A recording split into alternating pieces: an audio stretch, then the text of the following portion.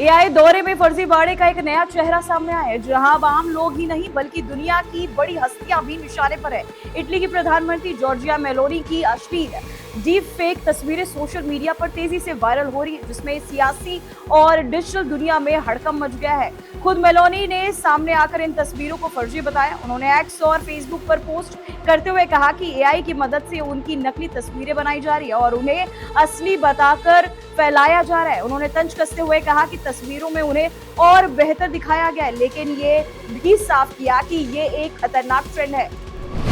America की राजनीति में एक बार फिर बड़ा विवाद खड़ा हो गया। राष्ट्रपति डोनाल्ड ट्रंप के 8-9 साल और पद पर और रहने वाले बयान ने फिर से बहस छेड़ दी है। क्या ये सच में तीसरे कार्यकाल की तैयारी कर रहे हैं या ये सिर्फ राजनीतिक संदेश है? 4 मई 2026 को व्हाइट हाउस में एक बिजनेस समिट के दौरान ट्रंप ने कहा कि वे अब से 8 या 9 साल बाद पद छोड़ेंगे। पहले इसे मजाक समझा गया, लेकिन ट्रंप ने तुरंत साफ किया, मैं मजाक नहीं कर रहा हूँ। इसके बाद अमेरिकी राजनीति में हलचल तेज हो गई है।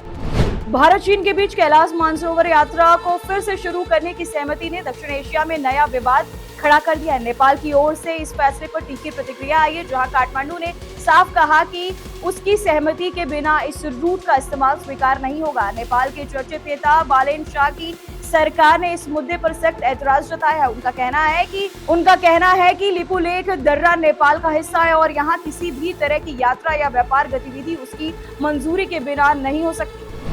मध्य पूर्व के सबसे अहम समुद्री रास्तों में एक ही हॉर्मुज स्ट्रेट को लेकर बड़ा अपडेट सामने आया। अब यहां से गुजरने वाले जहाजों को ईरान की नई व्यवस्था के तहत पहले अनुमति लेनी होगी, जिससे वैश्विक व्यापार और तेल सप्लाई पर असर पड़ने की आशंका बढ़ गई है। ईरान ने इसके लिए एक नई अथॉरिटी बनाई है जो जहाजों की आवाजाही को नियंत्रित करेगी। जो भी जहाज इस रूट से गुजरना चाहता है उसे पहले संपर्क करना होगा और नियमों की जानकारी ईमेल के जरिए दी जाएगी। माना जा रहा है कि ये कदम सुरक्षा और निगरानी बढ़ाने के नाम पर उठाया गया है।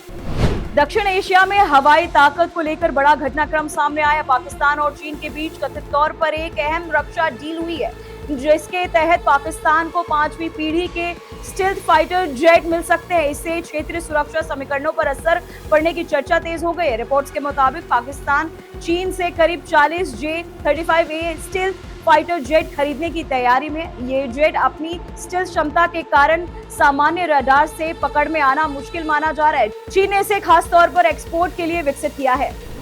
पश्चिम बंगाल चुनाव में बीजेपी की बड़ी जीत के बाद पड़ोसी देश बांग्लादेश की नजरें अब भारत पर टिक गई हैं। लंबे समय से अटके तिस्ता नदी जल बंटवारे के मुद्दे पर फिर से हल निकलने की उम्मीद जताई जा रही है। वहीं बांग्लादेश के विदेश मंत्री खलीलुर रहमान ने संकेत दिए हैं कि मौजूदा हालात में इन समझौते पर दोबारा विचार संभव है। ढाका में मीडिया से बातचीत के दौरान उन्होंने कहा कि नई परिस्थितियों में क्या फैसला होगा ये भारत की नई राजनीतिक स्थिति पर निर्भर करेगा। मिडिल ईस्ट में बढ़ते तनाव के बीच एक चौंकाने वाली घटना सामने आई। अमेरिकी वायुसेना का फ्यूल टैंकर अचानक इमरजेंसी सिग्नल भेजने के बाद रडार से गायब हो गया, जिससे सुरक्षा एजेंसियों में हलचल मच गई है। जानकारी के मुताबिक KC-135 स्ट्रैटोको टैंकर ने उड़ान के दौरान 7700 स्क्वाड कोड प्रसारित किया। ये एक अंतर्राष्ट्रीय इमरजेंसी सिग्नल होता है जिसका इस्तेमाल तब किया जाता है जब विमान किसी गंभीर तकनीकी या सुरक्षा संकट का सामना कर रहा हो। भारत और अमेरिका के बीच लंबे समय से चली आ रही ट्रेड डील अब अपने अंतिम पड़ाव पर पहुंचती नजर आ रही है। दोनों देशों के बीच आर्थिक साझेदारी को लेकर बड़ी प्रगति हुई है, जिससे वैश्विक व्यापार पर भी असर पड़ सकता है। अमेरिका के उप विदेश मंत्री क्रिस्टोफर लैंड्रो ने कहा कि भारत और अमेरिका के बीच व्यापार समझौता साइन होने के बेहद करीब है। उन्होंने साफ किया कि अब सिर्फ आखिरी बाधा पार करना बाकी है।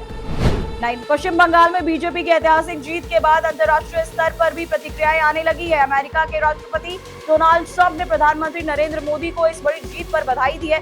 व्हाइट हाउस के प्रवक्ता के मुताबिक हाल ही में फोन पर बातचीत के दौरान ट्रंप ने मोदी की जमकर तारीफ की। उन्होंने कहा कि भारत भाग्यशाली है कि उसका नेतृत्व आपके हाथ में है। साथ ही इस चुनावी जीत को ऐतिहासिक और निर्णायक बताया। दरअसल पश्चिम बंगाल में बीजेपी ने 207 सीटों पर जीत दर्ज करते हुए पहली बार सत्ता हासिल की है।